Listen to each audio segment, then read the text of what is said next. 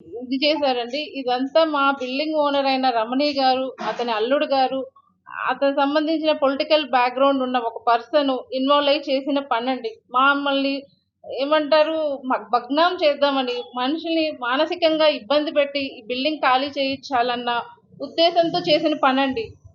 మా వారు అసలుకెప్పుడు hostel building వ్యవహారాల్లో ఉండరండి. ఆయన కావాలని 10 సార్లు ఫోను చేసి హాస్టల్‌కి రండి, రండి అని పిలిపించి మరి ఆ రవి అనే అతను 10 సార్లు మమ్మల్ని కాంటాక్ట్ చేసి హాస్టల్‌కి రండి. మా దగ్గర 10 మంది పిల్లలున్నారు.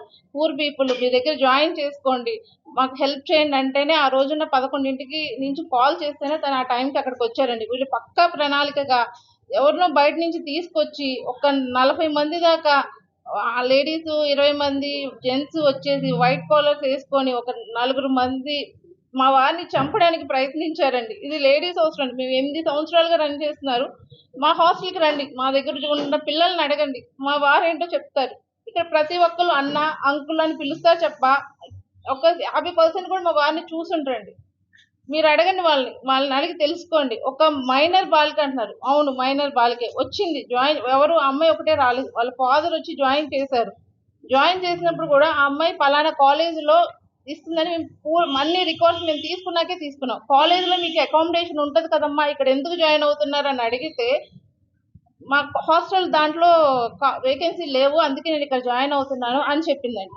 ఆ రూమ్‌మేట్స్ ఉన్నారు ఇంకా ఇద్దరు. వాళ్ళని అడగండి.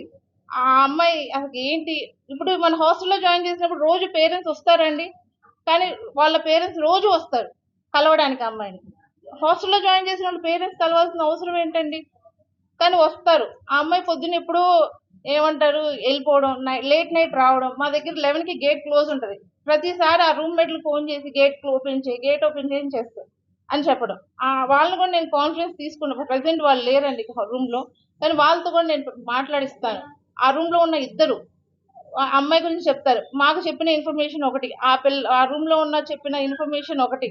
కేవలం మమ్మల్ని మానసికంగా ఇబ్బంది పెట్టి మమ్మల్ని బిల్డింగ్ నుంచి ఫోర్స్‌బుల్లీ వెకేట్ చేయాలని చేసిన ప్రయత్నమేనండి ఇది.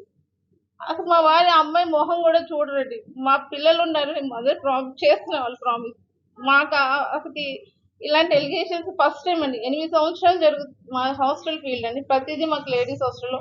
మేము ఫోను చేసి మాట్లాడినా సరే, "ఏమ్మా ఏం చేస్తున్నావమ్మా" అని అంటామే తప్ప, మేము అసలకి ఎవరితోనూ రూడ్‌గా బిహేవ్ చేసింది కూడా లేదండి.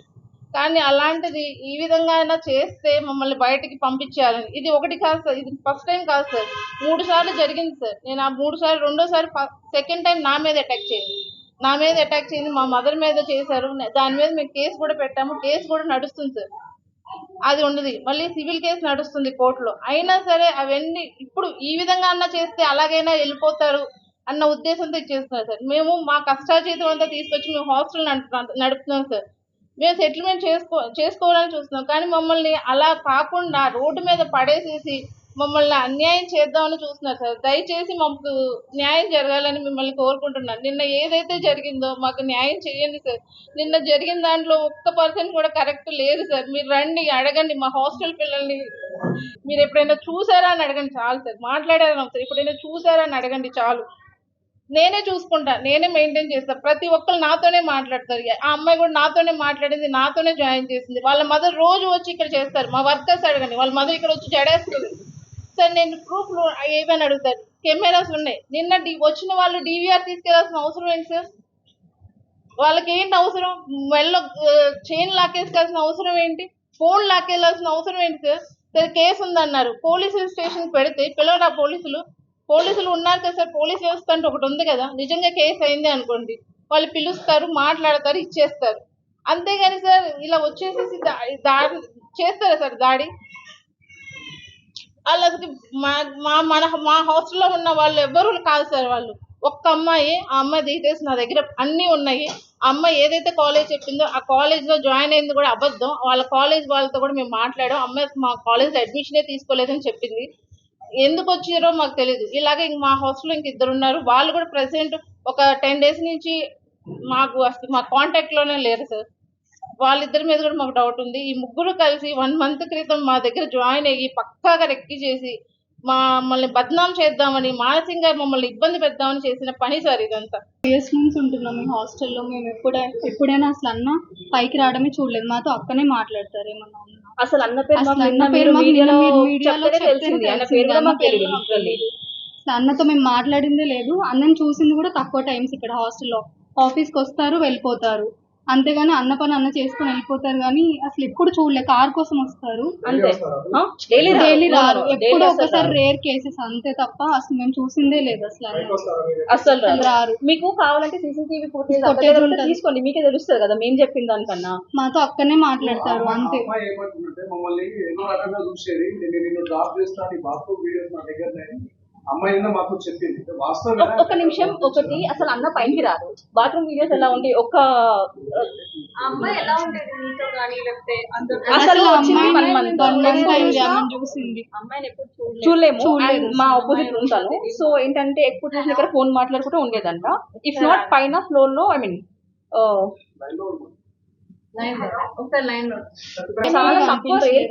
చాలా తక్కువ చూసిందే తక్కువ. డే టైమ్ లో వస్తారు. నో అసలు లేదు, నైట్ టైం లో లేదు, అసలు రానే రాదు. కార్ కోసం వస్తారు, కార్ తీసుకుంటారు వెళ్ళిపోతారు. మేడం అక్కడనే చూసుకుంటారు. ఇక్కడ ఇక్కడ వాళ్ళ వాళ్ళ మదర్ మదర్ వస్తారు. ఈవినింగ్ లేడీస్ లేడీసే ఉంటారు. ఈ 2 years ఏమైనా ఇబ్బంది నథింగ్ మాకేం అమ్మాయి ఇబ్బంది 3 years నుంచి ఉంటున్నాను. ఏమైనా ఫీజు ఉంటే అక్కడనే చూసుకుంటారు. అక్క వాళ్ళ మదర్ వస్తారు. వాళ్ళ మదర్ మాట్లాడతారు. జస్ట్ చూసాను అంతే. కానీ రూమ్ లో ఉండేదే అసలు అమ్మాయి కిందనే ఉంటది. నిన్ననే హాస్టల్ వెకేట్ చేసి బయటికి వెళ్ళిపోతుంది. ఇప్పటికీ ఉన్నామంటే ఆ సార్ పైన మాకు ట్రస్ట్ మోర్ తన పైన ఒక ప్రాపగండా వేయడం, ఇల్లీగల్ అలిగేషన్స్ వేయడం ఇట్స్ కరెక్ట్ కాదు. డిఫెమ్ చేయడం it's not at all good thing to do.